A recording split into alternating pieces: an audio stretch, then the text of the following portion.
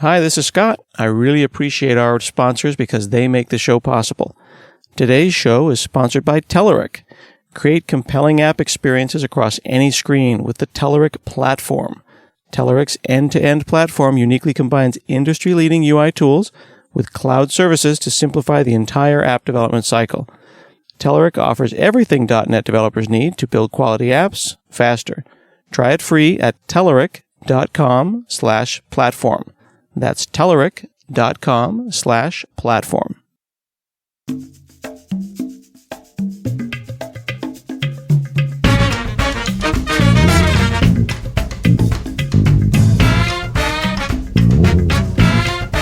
From HanselMinutes.com, it's Hansel Minutes, a weekly discussion with web developer and technologist Scott Hanselman. This is Lawrence Ryan announcing show number 479. In this episode, Scott talks with Jono Bacon about building community around the XPRIZE. Hi, this is Scott Hanselman. This is another episode of Hansel Minutes, and today we're talking with Jono Bacon, who used to work as a community manager for Ubuntu, and you've got a new gig now. I do indeed. Yep, I've moved over to a place called the XPRIZE Foundation, the XPRIZE, which is based out of LA. Now, when I think XPRIZE, I think there's a prize for helping people either get to space or fly a solar-powered something around the world. I mean, it's really hard technical problems, and I feel like no one ever got around to solving them. So let's put a prize for $10 million and see if anyone will do it. Right. It's interesting. When I left Canonical, and I was in a position, this is probably going to sound a little egotistical, it's not meant to, but I was in a relatively public position at Canonical in representing the community. When I went to XPRIZE, a bunch of people said, what's that? And I talk about the very first XPRIZE, which was the Ansari XPRIZE, which was the space one, and everybody remembers it. It was that big space competition from years ago.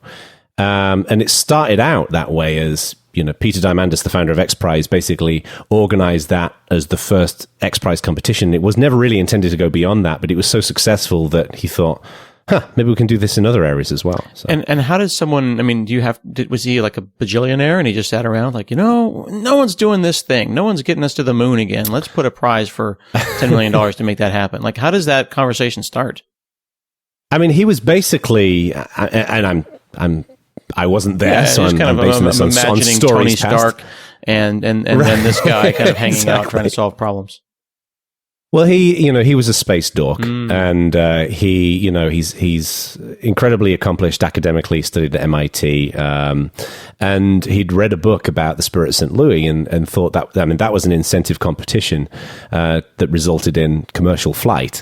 And he thought we could do the same thing for space. And the thing about Peter is that he is one of the most affable human beings I think I've ever met. Like he's got a great way of connecting with people, and he basically pulled together a stage in the Mojave Desert and announced this competition, and had the ability to reach out to media and all the rest of it to get the level of awareness that it struck. And he's basically continued that forward. I mean, he's essentially an entrepreneur. He's the founder of XPRIZE, but he also founded a bunch of other companies like Human Longevity and Planetary Resources, which is mining asteroids. So he's kind of crazy in all the right ways, I think is the best way of describing it. Where does this, where do these, where does the pot come from? Where does the money come from when a prize is put together? There's two components, really. I mean, you've got the prize purse, which everyone hears about. So, the $15 million Global Learning X Prize, but then there's the money that goes into the development of the prize itself. One of the things that I didn't realize until I joined XPRIZE was just how much work goes into one of these X Prizes, because they are, Google talks a lot about moonshots, and they are, by definition, moonshot competitions. They're designed to solve market failures, where the market is not providing a solution for a major issue in the world. And so the money for for the prize itself, for the development of the prize, comes from lots of different sources. It's foundations and wealthy benefactors and people like that. And then the actual prize purse is usually from either individuals or companies. So, for example, Elon Musk put up a big chunk of money for the Global Learning X Prize competition, as well as a bunch of other sponsors as well. So it's almost a branding exercise in the sense of there were ways to get money and to motivate people with grants and things like that, and also just general academic accomplishment. But if you get organized and put a lot of thought and branding and excitement behind it, somehow people get off their butts. Yeah, I mean, it really it's a really interesting model because, you know, I came from the open source world. I've spent my career working in open source, which is inherently collaborative. So going to a world that is more competitive was interesting.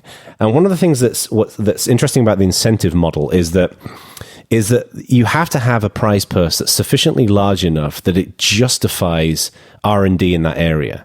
So, for example, with the Global Learning XPRIZE, there's 250 million kids in the world who can't read. And that has a tremendous economic impact on those countries. It has a huge impact on those kids and families. And it's a market failure. The company has not solved that problem. But that's a really ambitious piece of software to build. It could incorporate machine learning and artificial intelligence and all different pieces. So you have to have a prize purse that's big enough that can result in that level of R&D to initiate. So it's not just that people are wooed by the prize purse, it's that it essentially justifies the formation of R&D in new markets, which I never really particularly realized until I joined XPRIZE. And in many cases, people actually invest more money than the prize purse in winning the competition. With the first XPRIZE, I think, if I remember correctly, I think like $50 million was invested by one of the teams in a $10 million competition. Wow. So it's an interesting model. Now, the Global Learning one that was launched in September of 2014, that's the $15 million prize to create, free apps to do reading, writing, and arithmetic. The result of that, though, was for open source teams. Like, it's not always for a company. The resulting software could be open source. Yeah. So this was the first open source XPRIZE, which was, fortuitous for me coming into XPRIZE just before that prize launched. And the idea there is that teams can build their technology privately if they want, but then the prize, the winning 5 teams or the top 5 finalists have to open source their technology. And one of the things I liked about that was that it means that it's not just that you're creating a solution for this issue of illiteracy around the world, but that because it's open source at the end of it, that builds technology that essentially becomes a foundational code base in society. It can be forked. People can utilize it in different ways. And it also opens up interesting ideas around whether teams can collaborate over common pieces, which is one of the things that I've been experimenting in, which, I'm not aware of people doing beforehand. So it's been very experimental at a technology layer for the XPRIZE. When somebody jumps into it, are they already in the space? Like, I'm looking at the Global Learning one and I'm thinking, oh, well, the Khan Academy should get involved in that. And that would be a great way for them to, they're already doing open source, They're already doing education, they're already got great design. Like, that's a slam dunk for them. It's a real mix. I mean, there are teams, I think of something like 198 teams, something like that, registered for the Global Learning XPRIZE. And it's a mixture of academics, companies, individuals. It's a really broad mix of people who are taking part. And that's one of the things I quite like about it, is that there's I think it was the Qualcomm tricoder XPRIZE, which is to build a device that can diagnose a range of issues better than a board of certified physicians. One of the participants in that, I believe, was Jack Andraka, who was this kid who developed a test for pancreatic cancer when he was like 15. And it's one of those things where I think it unlocks smart people in doing interesting things. And it's again, the similar principle to open source is that anybody's got the opportunity to rise to success. Do these prizes just hang out there until they are solved? Are they like those difficult math problems that we hear about a century later and they say, yeah, someone was working in their basement and solved this, cracked it? Like, is the tricorder XPRIZE, did that get solved? There's a timeline. These prizes are usually 3 to 5 years. They're quite long because they're pretty ambitious. I mean, an XPRIZE has to be an ambitious prize. It can't be something that could be won in a couple of months. But there is a defined timeline and there is a defined criteria around winning the prize. So if you don't achieve it, you don't win the prize. And, it's usually broken into different phases. So there's a development phase, there's a field testing phase. There's a phase where you narrow down to a set of finalists. So yeah, and it varies obviously between the different prizes, but yeah, there's a timeline for every prize. Okay, right, because the Qualcomm tricorder won, and tricorder, of course, was the medical device that they used on Star Trek. So that's just kind of a generic word now. It was I think it was it a $10 million prize, and it's broken up into kind of grand prize, second prize, third prize. Right. And then there's a timeline, of course, that people can continue on to the next step, right? Exactly, and I believe that we've got the finalists for the Qualcomm for the Qualcomm tricorder XPRIZE. We're getting into the final stages of that competition right now, and it's really interesting seeing what they're coming up with. What is the relationship between the prize and then the company whose name goes in front? Like, there's the Nokia Sensing Challenge, which is a sensor problem. There's the Google Lunar one. Is that just the primary backer of that prize? Yeah, so that's the primary sponsor of the prize purse, and then, like I said earlier on, within each prize you'll have a series of other sponsors that invariably do the prize development work, but also that the relationship will vary in different ways with the different sponsors. So sponsors may be able to give you access to technology or access to smart people or testing infrastructure and things like that. So at its most basic level, they provide the money, but then there's sometimes additional benefits on top of that as well. Mm-hmm. Now, one of them that was the second prize, the Archon Genomics prize, ended up getting canceled. Was that just because technology went so fast that it became a solved problem before the prize ended? Yeah, precisely that. Is that essentially the technology just caught up quicker than the prize, which I think, again, I wasn't there at that point in the XPRIZE history, but from talking to my colleagues, that was a necessary thing to happen. Is that you want an XPRIZE to be so ambitious that that can't happen, that technology cannot catch up quicker, but also you don't want it to be too ambitious where it can't be done. So, for example, the Google Lunar XPRIZE, which is to build a rover that will run on the moon and send back HD video back to Earth.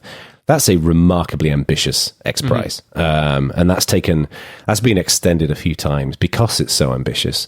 So I think that's riding pretty close to what can and can't be done.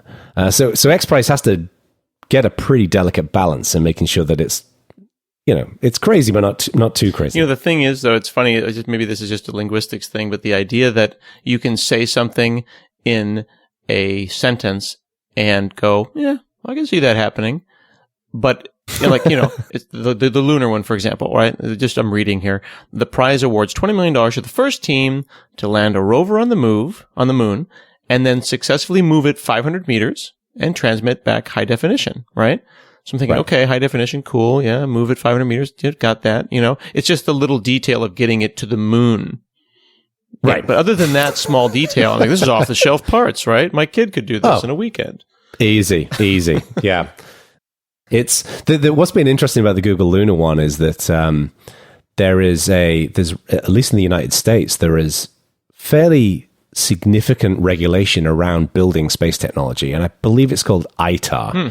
Which basically says that if you build a spacecraft that's bigger than a certain size, it's considered a weapon. Really? Oh, I guess because it could go really fast and crash into stuff.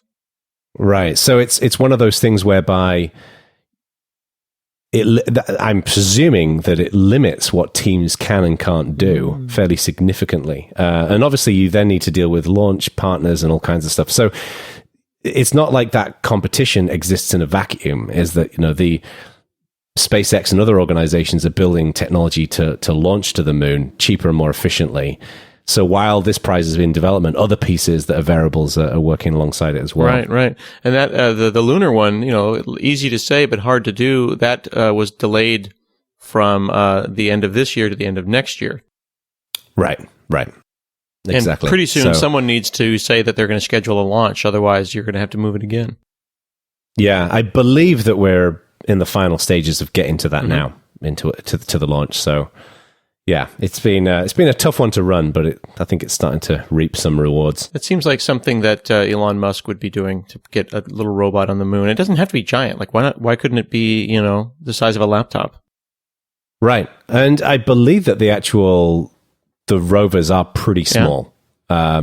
And it's they've been testing in moon-like conditions on Earth as well. I mean, I believe there's been some testing out in Hawaii and places like that. So, it's obviously it's not space is not something you can iterate on very quickly. In software you can use automated tests and you can iterate really fast to improve things, but you get basically one shot at it with space. So.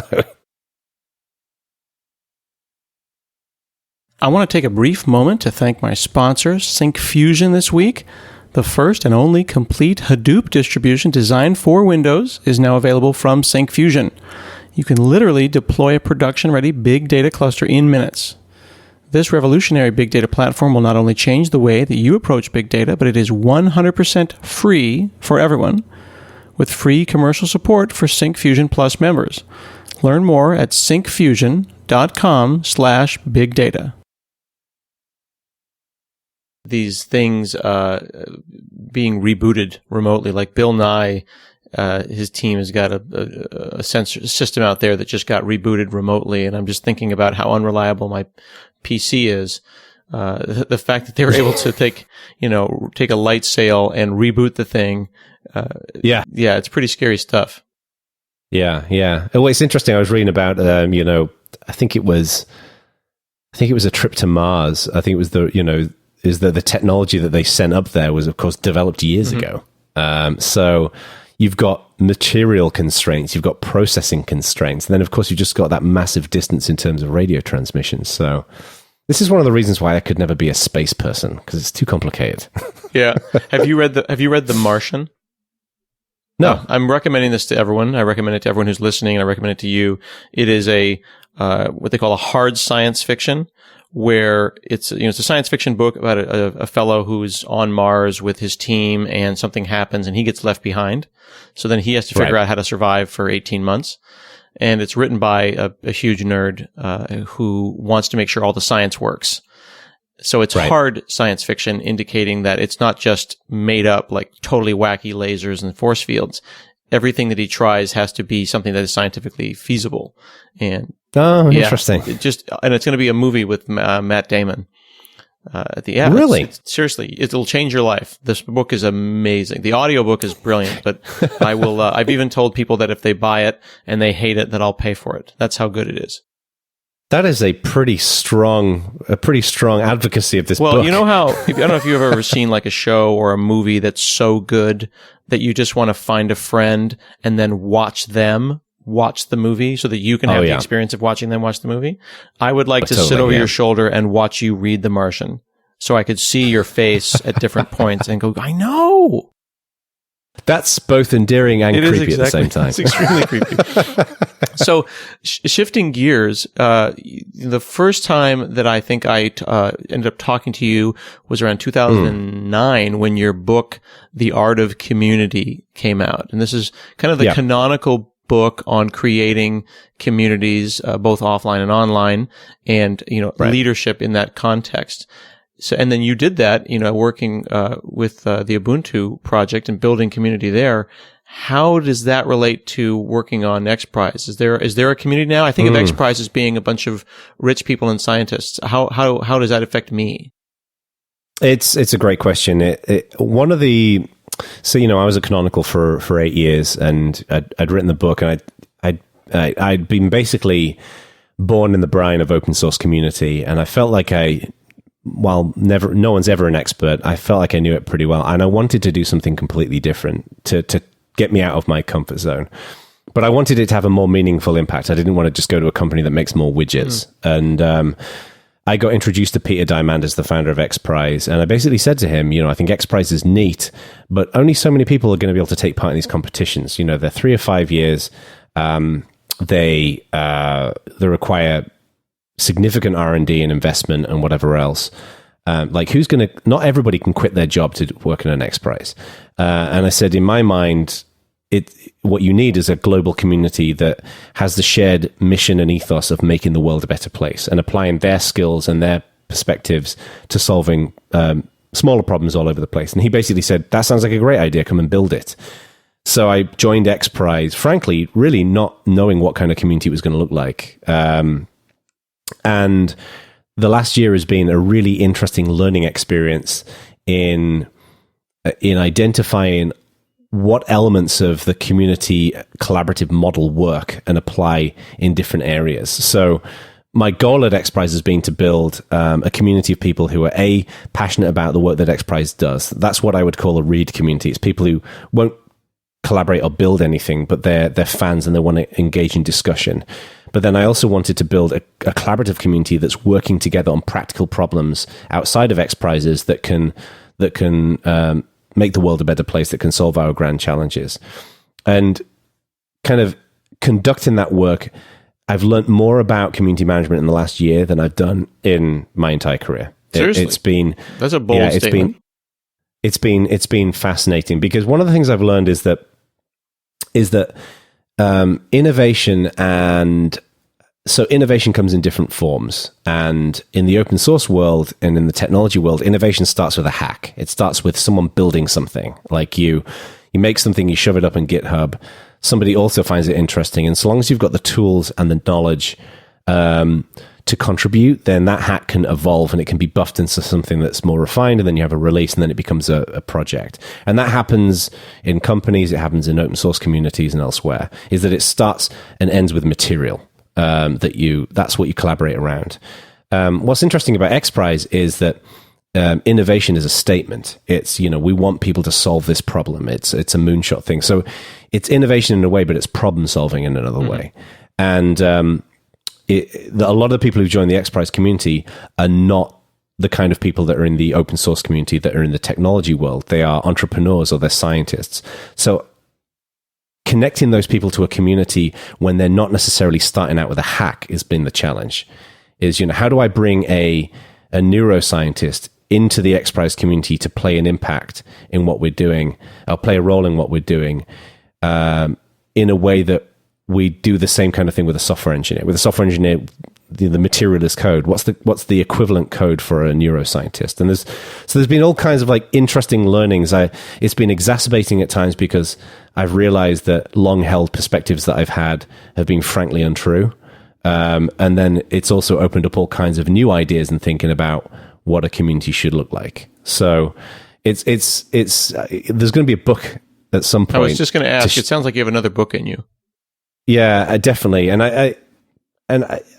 it's I think one of the key lessons that I've learned is that I used to be broadly of the viewpoint that so long as you can get people united around the mission, any community can be built anywhere. So if you can get people excited about a book club, or about a band, or about, making the software, or whatever it might be, that a community is possible anywhere. And I think that read communities are possible anywhere. Communities where people are sharing an experience and sharing a perspective and sharing consumption is possible anywhere.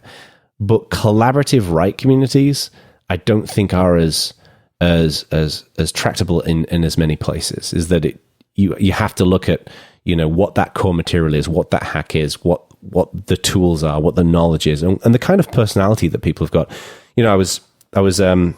I've written an article about open organizations that's going to be going up on a website soon, and I interviewed Jim Whitehurst, who's the CEO of Red Hat, and he recently wrote a book about open organizations. He came from Delta Airlines to Red Hat, and one of the points that he made was he really only understood the open source approach and the collaborative approach effectively because he came out of that world into that world. And I feel like going from that open source world into a completely different world has helped me to understand that as well, and how unique the technology mindset is. I think we take for granted when you and I have both been working in technology for a long time. I think we take for granted the personality traits that are present in technology people, and how pragmatic and how practical they are, that aren't necessarily present elsewhere. Now, not trying to be too functional, but when I think of community, I have trouble separating it from the concept of collaboration, and that inevitably leads me towards tools. And when I think about collaborating in open source, I always feel like an advancement in tooling comes up and then collaboration increases. So the advent of Git, I agree. IRC for a while was like where it all happened.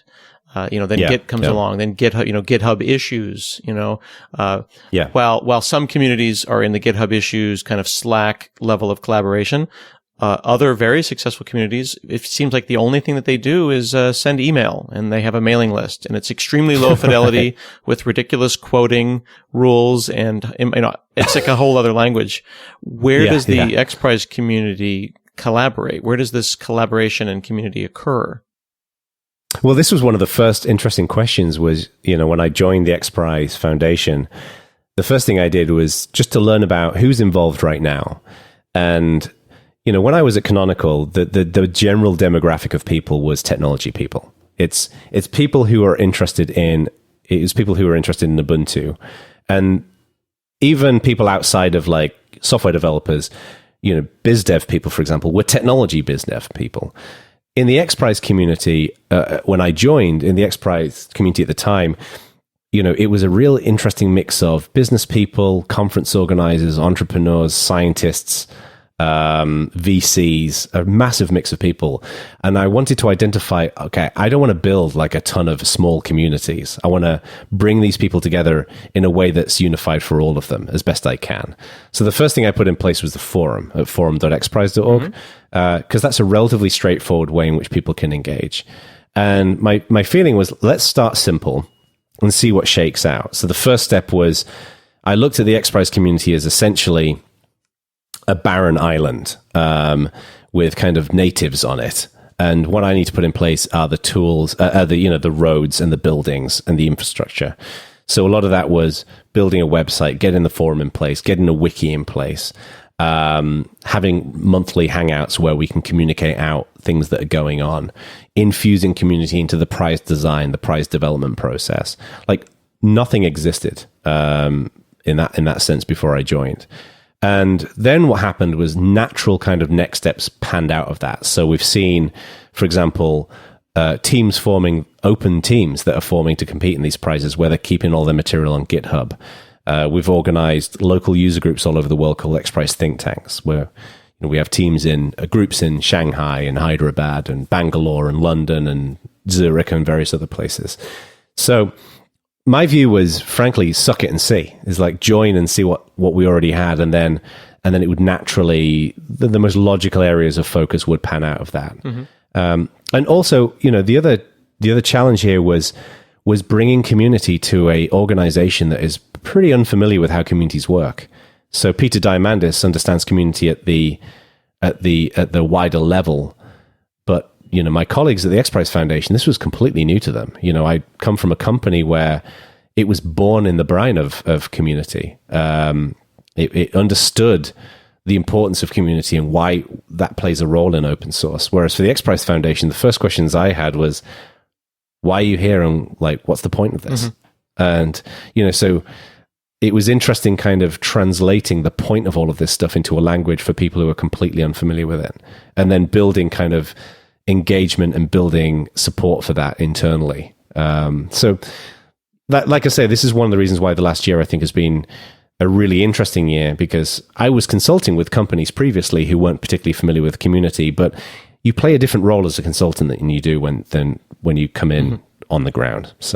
So what can the software engineer or developer or person who's listening to this podcast do when they can't presumably take 3 years of their life off and assemble a team and go off into an unknown space? If they want to do this kind of work, do they find people who are working on XPRIZE and join those companies? Are there smaller XPRIZes that an individual or a person can do in their garage? Well, one of the things that we're exploring right now, so I've broken these initial ideas into a few different phases. So, phase one was getting all the infrastructure up in place, which we're pretty much there now.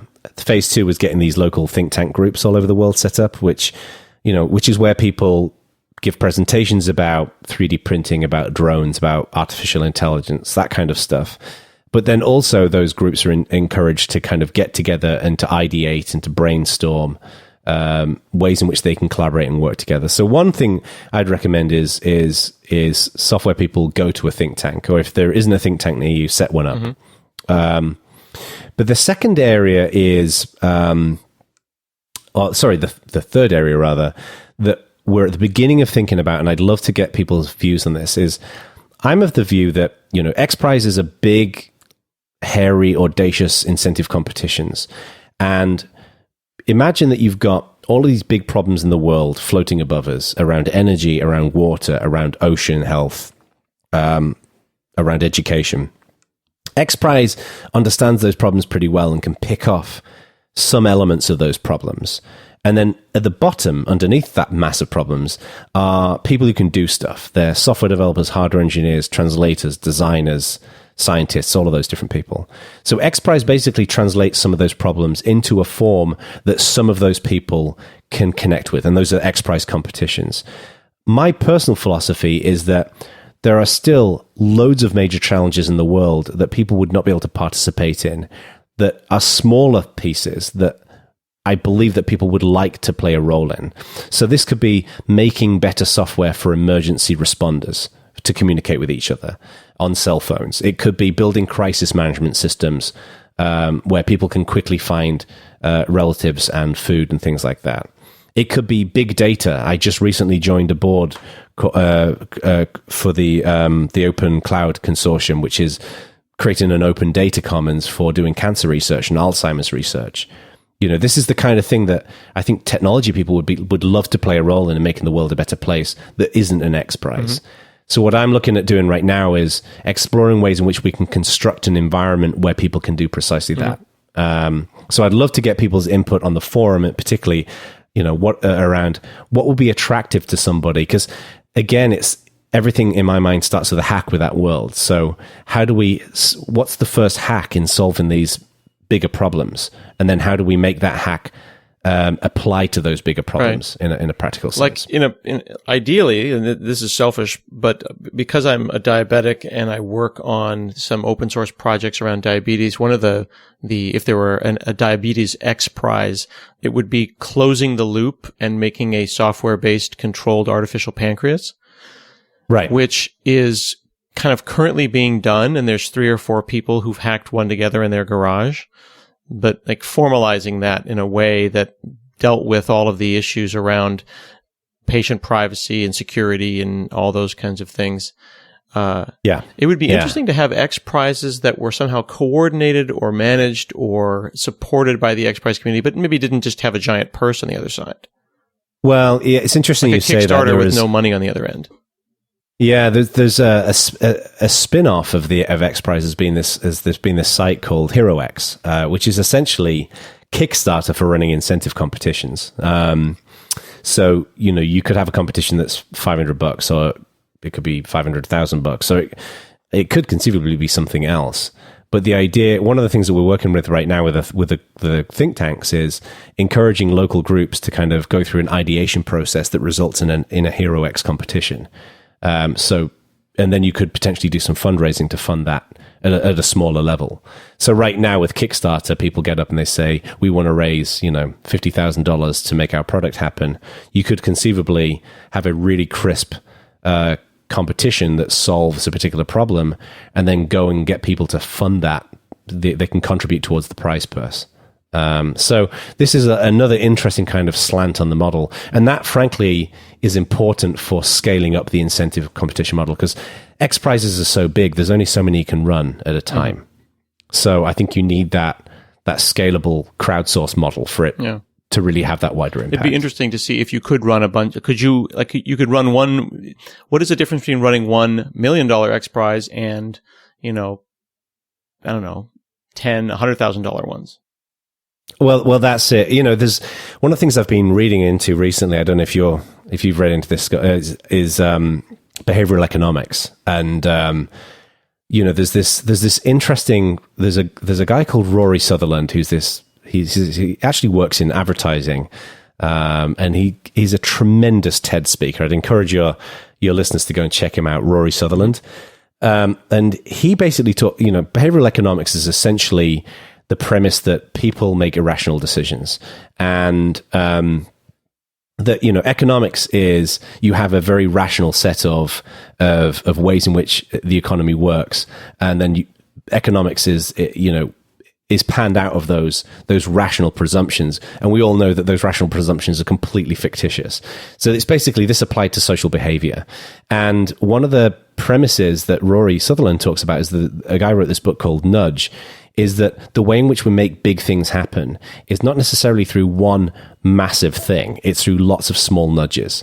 So, we see this in governments where a government will try to solve a problem, and what they'll do is they'll announce the $2 billion initiative to solve this particular problem. Whereas in reality, when you empower lots of people to do lots of little paper-cut nudges, that's how we tick off these problems. And this is how crowdfunding, crowdsourcing and community development has had an impact on the world. Is Wikipedia is one of the finest example of the nudge model, is that lots of people have written little bits of Wikipedia, and now it's become a tremendously valuable aggregate. So I believe that there is a similar kind of approach that can be applied to solving our major challenges in the world through XPRIZE.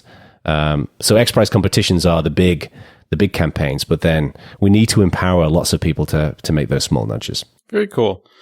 Well, thanks for chatting with me today. Yeah, no, I appreciate you having me on. So folks can go up and look certainly at the new forums at forums.xprize.org. Is community.xprize.org coming soon? It is. It's coming at the end of this month. That's going to be launching. But you can find everything right now at forum.xprize.org. And then obviously you can just go to the main website, xprize.org, to find out about the wider organization. So. And certainly also, I do very much recommend The Art of Community, your book. It's Thank you. Certainly still relevant today. I hope so. But I'm looking forward to writing the next one. And we are too. I appreciate it. Thank you. This has been another episode of Hansel Minutes, and we'll see you again next week.